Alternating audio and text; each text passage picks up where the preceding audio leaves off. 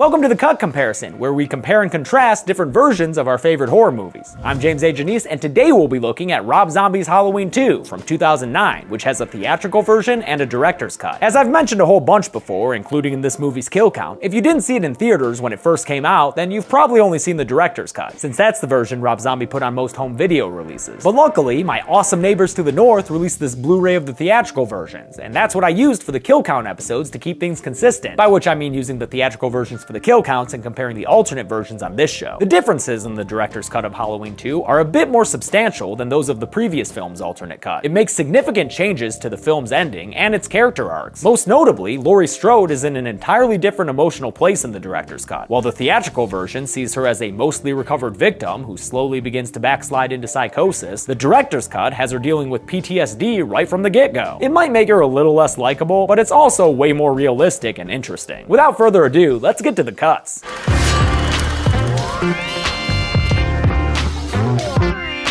The first change in the director's cut is a scene that helps establish those coroner van drivers as kinda jackasses when they ask Sheriff Brackett about the bodies inside. How many? 2. Heavy?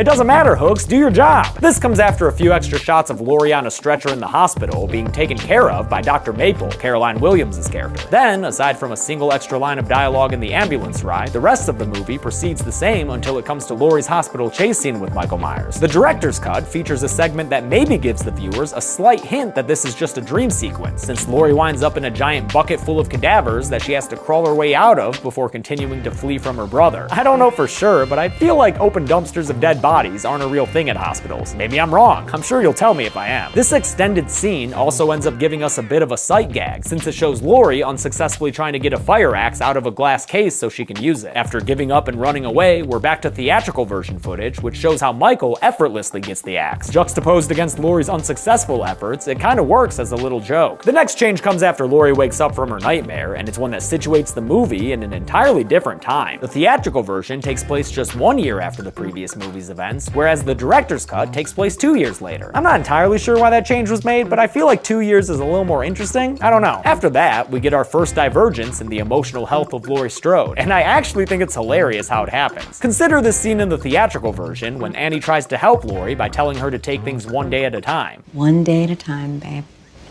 One day at a time. Pretty nice, right? The director's cut lets that scene go on just a smidge longer though, and shows us how Laurie really feels. One day at a time, babe. One day at a time. One fucking day at a time. You know what, if I hear that fucking phrase one more fucking time... In this version, Laurie ain't having it, and Annie gets annoyed at Laurie's recalcitrance towards her therapist. It's her job, Laurie. My God, what am I supposed to say? We also find out in this version that Sheriff Brackett is a straight-up monster. Oh, nice. Thanks for leaving me some coffee, Dad. And you call yourself a man of the law? It's sad to see these two friends at each other's throats like this when they should be a mutual support system. But it also makes sense, since in this version, we see Laurie tell her therapist Barbara that Annie is a living reminder of the tragedy she went through. This is different than the theatrical version conversation, where instead, Laurie tearfully talks about how much she misses her parents. The DC also has an extra line confirming what happened at the end of Halloween 1. I know Michael Myers is dead. I shot him in the fucking head. As well as an extension to the scene where Laurie looks at a Rorschach on the wall and injects a little bit more of that dream theme into this movie. So what do you see? White horse. So what does that tell you? It tells me Rob Zombie really wanted to force that motif. Another running thread to the changes in Zombie's director's cut is that Loomis is somehow even more of an asshole than he was in the theatrical version. This includes some extra lines to his publicist Nancy that further justify her asking him not to get personal. It still makes sense when she says it in the theatrical version. You are quite an odd one, aren't you? Hello. Can we just not get personal? Look at this. But as you can see here, it's a lot more pointed with the addition of these director's cut lines. You are quite an odd one, aren't you? I mean, look at you. Are you color coordinated? What pink clogs and this orange thing? What are you, a clam digger or something? And I don't mean that in the lesbian sense. No, I think you're being carpet muncher. I'm First not of all, judging. No, I'm not. Hello. Can we just not get personal? Look at this. His presentation at the lectern also betrays a much more pitiful man, since he makes a few long-winded jokes that don't land with the audience at all. It's way more pathetic than in the theatrical version, which jumps straight away to a question about being responsible for Michael's murders that really sets him off. He also has some extra dialogue in the scene outside the Myers house. Both versions include that awful line about beating Nancy, but he goes even further in the director's cut. Here, now take that and go sit in the car. Go on, get your ass in there. I'm not positive, but I feel like that last bit is a reference to Loomis's line in the original Halloween. Hey, Lonnie, get your ass away from there. Who knows, though? Back at the Brackett home, after an extra line of the sheriff's incredulity about his daughter not knowing Lee Marvin, there's more Annie-Laurie strife after Laurie runs away to puke. I'll go. I always go. Yeah, Sheriff, I do not envy your living situation. The subsequent bathroom conversation is slightly different, but nothing too substantial. And then the next day, Laurie gets an extra scene with her therapist that shows her falling apart. In it, Laurie frantically recounts her dream to Barbara, while also talking about, like, a Frankenstein's monster and a baby pig that she saw in the town square. What? And this crazy editing is in the movie. That's not me doing this, man. It's enough to drive you to binge drink. Meet my new best friend. Yep, Laurie and her new best friend get in an argument with her old best friend in another extra scene between them that features lots of shouting. In the director's cut, these two ladies are just completely done with each other at this point. You know what? You act like you're the only one whose life got fucking trashed. Get the fuck out of my room! I'm not impressed. All of that turmoil is missing from the theatrical version, where instead, Laurie wakes up from her nightmare and talks to a stuffed bear for a little bit. Buddy, I'm going crazy. Don't worry. That fucking cocksucker Michael Myers is dead. He won't get you. You always know what to say, buddy.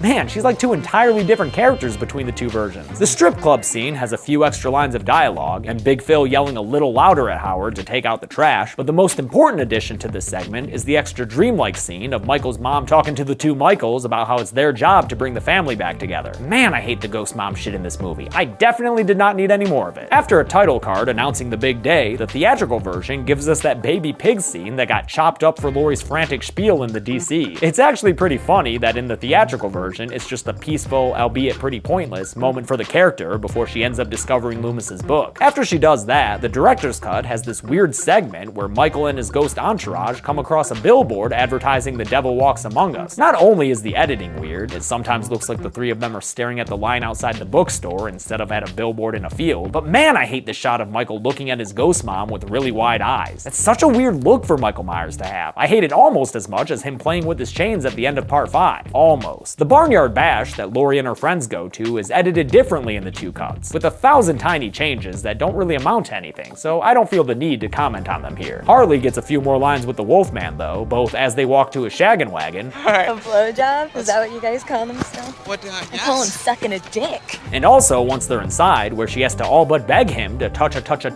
her. The director's cut has a few more characters being dicks moments, including Annie as she teases the deputy sent to protect her. The fuck are you gonna do, jackhole? You'll find out. Oh, I'll find out? Oh, I'm shaking in my boots. And the jackass hosting the barnyard party as he makes a couple of extra sexist jokes. I just love how for both of his Halloween director's cuts, Rob Zombie decided that his unlikable characters just weren't unlikable enough. After Laurie and Maya get home from the party, there's an extra scene where they eat some cookies and discuss what kind of tea they want to brew. Totally necessary, Rob. Thanks for adding that back in, man. I don't know how the theatrical version survived without it. I will say, however, that the next director's cut change is probably my favorite, and it's to the scene where Sheriff Brackett finds his daughter dead on the bathroom floor. The theatrical version is sad, but that's mostly conveyed by the music on the soundtrack, as Brad Dourif's dialogue is muted out entirely. In the director's cut, we actually get to hear his anguish, and I friggin' love his performance. Oh no, Andy! Hey, God, no! God, please! Oh, God! No!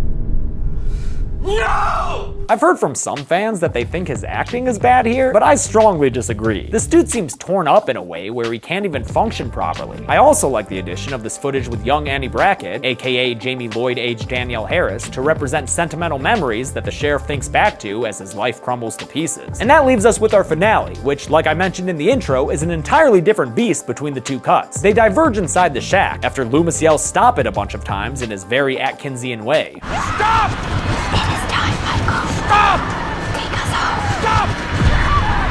Then, if you'll recall, the theatrical cut sees Michael attacking Loomis and giving him a beatdown that includes a whole bunch of squishy-sounding knife stabs that kill the doctor so bad it leaves his frickin' brain exposed. Then Brackett, seeing a shot open up, takes it, and his hit sends Michael stumbling back into some farm equipment upon which he is impaled. Laurie goes up to him and is all like, "Hug me, brother!" And when he lifts a defiant knife up instead, she uses it to stab him to death. She walks out, a wild and untamed thing wearing the Michael mask, and when she takes it off in slow motion, we transition into those final few shots in a whitewashed sanitarium. Great. In the director's cut, everything plays out differently, because after all the yelling inside the shack, things take a more silent turn. Stop! It is time, Michael. Stop! Take us home. Stop! Stop! Yeah, it's a pretty cool stylistic decision, as we see a bunch of long shots of the shack without hearing any of the noise that was just going on inside, until all of a sudden, Michael and Loomis bust through the wall of the building and wind up outside. Then, Michael talks, and what does Michael have to say for himself? Well, at least you can never say Michael's actions don't match his rhetoric, because after one stab to the gut, Loomis is down. With the shot clear, the police force opens up on Michael in a firing squad, somewhat reminiscent of the one that ended the cold open in Jason Goes to Hell. It's also a little like the ending of The Devil's Rejects, Hold the Skinner. But in any case, it kills Michael. This is his death in the director's cut, at the hands of a bunch of cops instead of Laurie Strode. As for Laurie, she follows her dead ghost mom out of the shack and into the spotlight. As Brackett watches, Laurie picks up Michael's murder knife, but in this cut, she takes that knife over to Dr. Loomis, who, I thought he was already dead here. But as she stands there, some trigger-happy cops open up on her, and she falls back from the gunshots in a couple of slow-motion still frames. A pretty nice cover of Love Hurts starts playing, calling back to that scene in Rob Zombie's original, as we get an excellent overhead view of the three principal characters of this series dead on the ground. I friggin' love this shot, it's great. And yes, I do think Laurie dies here in this cut, even though the shot eventually fades to that same sanitarium ending as the theatrical version. I just chalk it up to being some kind of near-death hallucination on Laurie's way out of this physical realm. So after that side-by-side, how do the differences between these cuts break down? Let's have Green Screen James tell us. Yeah! Thanks, Practical Set James. As far as runtime goes, the director's cut is more than 13 minutes longer than the theatrical version. It just adds that many scenes of Laurie being a mess, I guess. For kills, the director's cut scores one extra, since it has Laurie dying at the end, which I think works nicely for some closure to the Rob Zombie duology. However, just like in the last movie, there's no difference in the gore or violence between the cuts. The big difference is how Laurie Strode is managing. The theatrical version sees a healthier survivor, while the director's cut shows us a post-trauma victim in shambles. The DC also has an even more douchey Dr. Loomis running around. And finally, the director's cut ending is entirely different, and it's sort of a mixed bag for me. I like Laurie dying and the shot of the three main characters' bodies all together, but I don't like Michael saying die, and I prefer the way he and Loomis are killed in the theatrical version. My final verdict is that the character issues in the director's cut make it more interesting and unique, and since Laurie's death wraps the whole thing up in a nice little bow, I'll give it the edge over the theatrical version. Although, honestly, I'm not a huge fan of either. And with this video, I'm officially done with the Halloween series on Dead Meat for a while, at least until the new movie comes out on Blu-ray. At that point, I'll kill count it up and do a ranking of all 11 films in the series. But until then, I'm James A. Janice, and you can consider these cuts compared. Hey everyone, thanks a lot for watching this cut comparison. I want to keep thanking patrons who have been with me for over a year. People like Alyssa Smith, Christina Hirko, David Rittenhouse, Nina, just Nina, Yvonne Hernandez maybe, Lassie Meyer, Braden Higgins. All of you are so awesome. Thank you so much for being there for over a year. I already did a little knife dance in the kill count, so I guess I can't do it again. Just kidding, I can dance however much I want. Be good people.